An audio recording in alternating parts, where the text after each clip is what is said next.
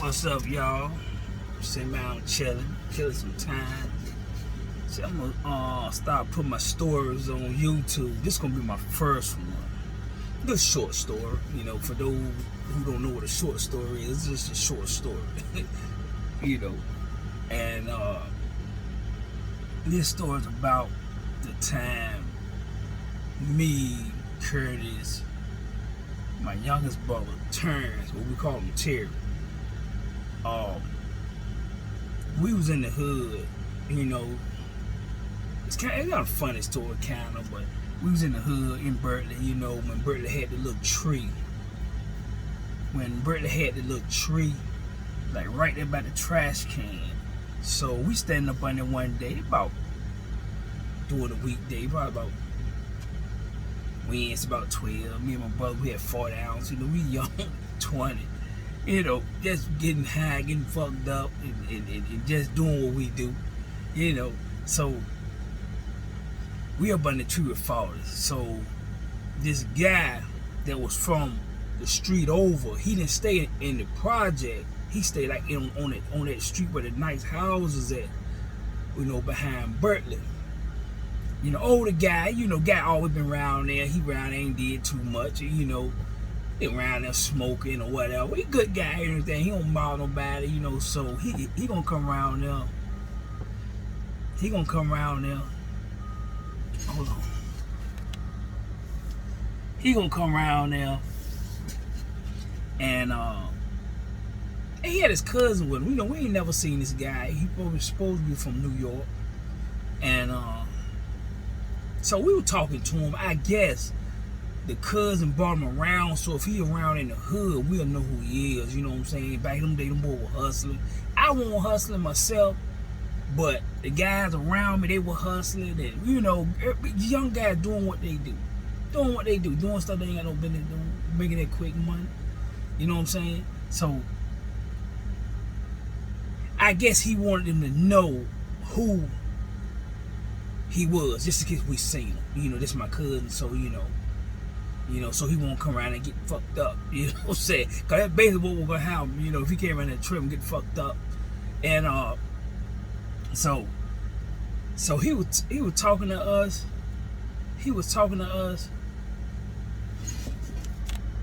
and he was saying that he studied karate, and he studied karate 15 years, me and my youngest brother, if you tell it to us and it don't interfere with our life, you know what I'm saying? Hey, fuck it. Hey, karate, fuck it. Hey, it don't interfere with my life, fuck it. Hey, whatever, I'm gonna believe. Fuck it, you know what I'm saying? And Curtis always was that optimistic guy. He was all that guy like, man, that nigga don't, that motherfucker don't know no damn karate. I said, Mr. Curtis, man, we kind of got in a little debate. Like, man, that man don't know no karate. You don't know that man anymore. You know what I'm saying? But that was Curtis. So, but this is what we said, though. We said, well, if he know karate, if he come around here tripping, we're going to find out. We just knew F-Town. You know what I'm saying? We just knew how F-Town was. It was a fighting town. Look, it was considered as a city, but bigger than a town population-wise. And it had a big black neighborhood. Black neighborhood in this town, it ain't one street. It's like half the whole city is black almost. Like on one side, South Street, one main corridor, this side, that side, then you got some. I mean, it's a lot of black people in this city, little town. People in the city would say just a little town. A lot of black people. But to us, that was like city. From people from Southampton and stuff, Isle of Wight, that's like a little city part, other than Suffolk. So we just said, we knew Frank, if he was a chill guy, yeah, okay, he a chill guy, okay, he's straight. But if he come around and tripping, woofing like them New York, like not all of them, like the ones I seen always come down there woofing, cause they got to have that mindset up there, got to be aggressive, so they'll come down here and think, that they're going to still have that aggressive mindset. Like, and Frank gonna like somebody scared of their age, but you got to prove that what you're talking. That's just how Frank was. But anyway, so So we went on with a little debate. And about, we just said, we left it alone. We ain't never see the guy no more, really. But about 4 months later, we stand up on the same tree, same three, me, Curtis, Terry. We stand up on the same, but this time we ain't have food. We just was standing around, ain't doing that, just standing around, chilling. You know what I'm saying? One drink of the night, just standing around chilling. So, we seen, local guy, we know who he is, you know what I'm saying? I'm gonna call him. I don't want to put his name out there. I'm just gonna say B Hunt. B Hunt. So we seen him walking across the first block. And the first block, like right here, had 2 small blocks, and the biggest block was like it went in a curve. And the last block, if we stand back between the building, face this way, look back around the curve, you can see the beginning of the last block was about the 4th block. That was the biggest block, other than the one we was in. So we standing by the tree. So we seen B Hunt go by. B Hunt is, this is my perception of B Hunt. Never knew him personally, but he was the guy that stayed in and out of jail, but never bothered nobody, really want no thug. He just, doing this thing, maybe drugs or whatever it may be been, but he was like a street cat, you always seen him around, always was, freshly dressed, always had a nice pair of sneakers on, always, decent. Because I always said he must used to have been a baller or something, because he always had the wristbands on, the headband on. See, I'm saying to make people know what I'm talking about. And, he always had like the nice sneakers. He always had a fresh pair of sneakers on. So, but he did his thing. So his thing is, did his thing in the street. So we seen him walking back. There ain't nothing to see B Hunt. Ain't nothing. He walking head down, smoking like that. Looking down. He always like he in deep concentration about something. Walking, just thinking. Walking like that, right? Just smoking. Just going car. He ain't never look. I think he looking, throw the deuces up and kept going, right? So about a second, I said, no, I ain't gonna say a second, about 2 steps after he did that, we heard somebody say, hey, you motherfucker, you ain't gonna get away with that. We were like, fuck. So we backed up in between the building this way and the building this way. There's a cut up little sidewalk go through. So we backed up, look back. So here come the guy from New York with his cousin running behind. His cousin running behind. Said, man, fuck that. Tell his cousin, man, fuck that shit, man. Fuck that shit, man. Don't worry about that. He would tell his cousin, man, what happened around there, I don't know. Right to this day, I still don't know. Don't even care, really. So we said, oh shoot, we're gonna see some karate today. But about that time, he was about at our block. And B Hunt was about at the end of the street. You had to go across Armory, and go across the track. So when he approached B Hunt, he said, no, you ain't gonna get away with that. And boy Hunt just had them 2 fingers like this with a cigarette. Look, you better kill your ass now. He had the 2 fingers, look, 2 fingers like the old school. He had the 2 fingers, look. He said, you better kill your ass, all right? So B Hunt started back walking, turned around, and started back walking, trying to stay out of trouble. Man, the New York dude, I'm gonna call him the Karate Kid. The Karate Kid, he pushed B Hunt. And B Hunt probably was up in age. He probably was in late. Well, I thought he was old. He probably 40, something 40 then, probably 40s maybe. So we just thought he was old because we were so young.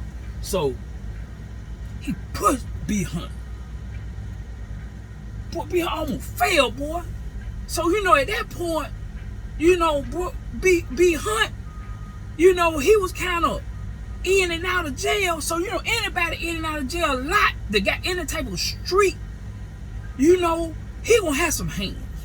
Unless he just stayed on low key, but if he was in the midst of everything in jail and stuff like that, he gonna have some hands, or he gonna have some, he gonna have some little pop with him. You know what I'm saying? Unless he just stayed to himself and went on by the business. But I don't know. That's how I always looked at it. So Beyonce, oh, you want to fight? You want to fight, huh? You want to fight? Hit a cigarette about gone. Oh, you want to fight, huh? So around that time, we walking in, oh shoot, Oh shoot! So everybody, couple people, you know, after the fight was over, it still wasn't a lot of people. It about a couple. You start seeing them coming out, you know, coming out like little roaches. You know what I'm saying? You know, I shouldn't call people roaches, but coming out of the house, and where we was standing at, they was like right there. Nobody never stood in front. We had like a clear view, like just like we was ringside, you know. And I feel like it was. I always felt like it was God saying, like, look, I'm gonna teach y'all boys this. Don't never come to the hood and fake like this, cause it always gonna backfire, you know. So since he wanted to do that, there it is. Some for y'all laugh at today, you know what I'm saying? So bro, I said, oh, so bro Hunt packed the cigarette. I should have known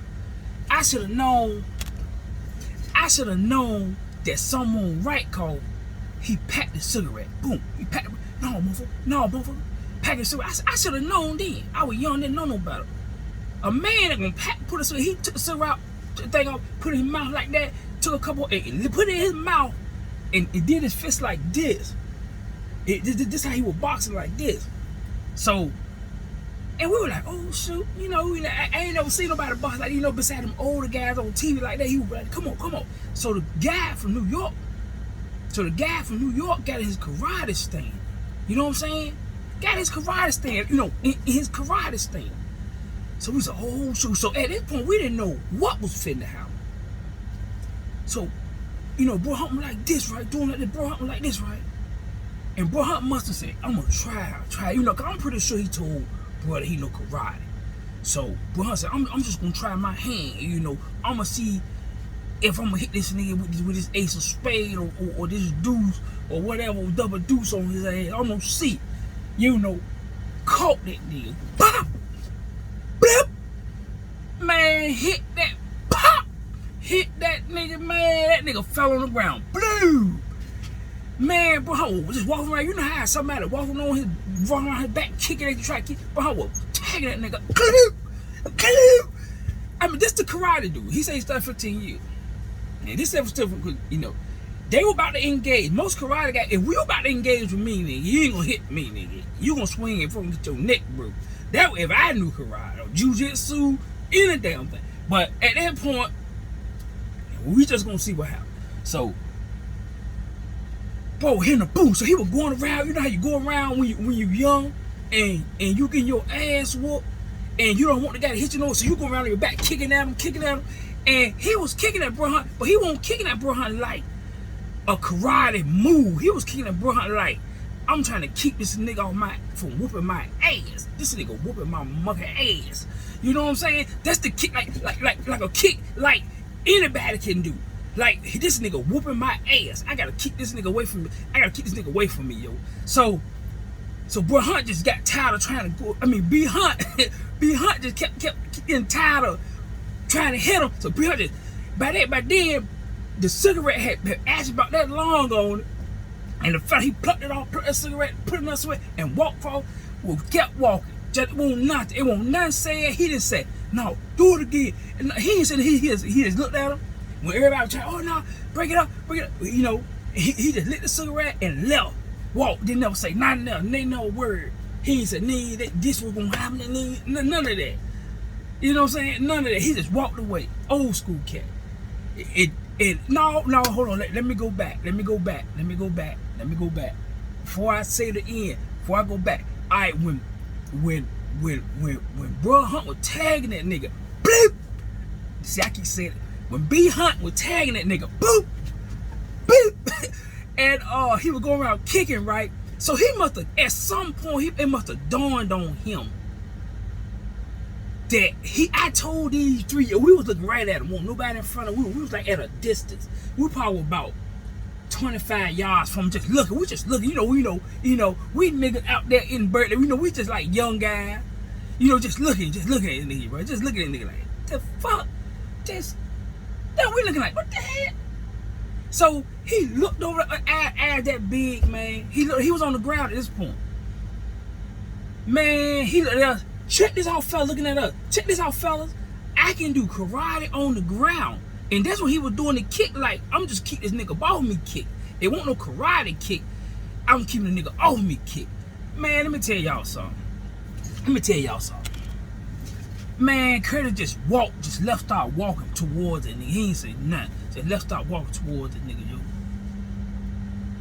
And Curtis walked there with him. He was like that. He was like, you know, the boy had deuced him up. So Curtis walked over to him. Like Curtis said, nigga, I told him, nigga, you ain't know no karate. And running back to him, I told y'all, that nigga, me and my brother, we on the ground. At this point, we holding each other, hugging each other, because we laugh so hard at these niggas. So we like hugging each other, you know, laughing on the ground, you know. Cause I told y'all, nigga, don't cry. Man, that nigga this nigga saw 15, that nigga got straight whoop, destroyed out there. You know what I'm saying? The same thing like on Martin, but this was like pre-Martin. Hood shit. Did this type stuff happen in the hood? That's where they got it from. They didn't get it from this situation, but it was a situation somebody had seen. You know what I mean? So, you know, this is a story, you know what I'm saying? There's a story. I'm gonna end it right there. I'll be back with y'all. Peace.